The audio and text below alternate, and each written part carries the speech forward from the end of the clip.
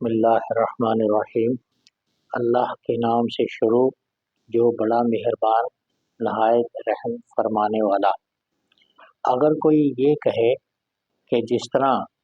حضرت خالد بن ولید رضی اللہ تعالی عنہ نے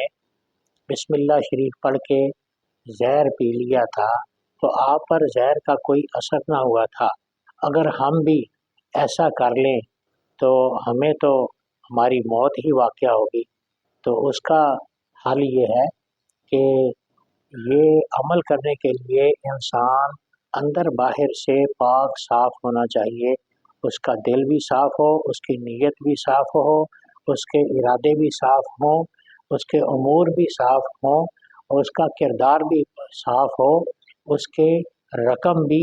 حلال طیب طاہر ہو، امور اس کے سچے ہوں، جھوٹ نہ بولتا ہو، فراڈ نہ کرتا ہو، اپنی زبان سے غلط بیانی نہ کرتا ہو، گالی گلوچ نہ کرتا ہو، تو پھر بسم اللہ الرحمن الرحیم کے جو اثرات ہیں وہ مرتب ہوں گے، پھر وہی اثر ہوگا جو صحابہ کرام رضی اللہ تعالی عنہم کو حاصل تھا۔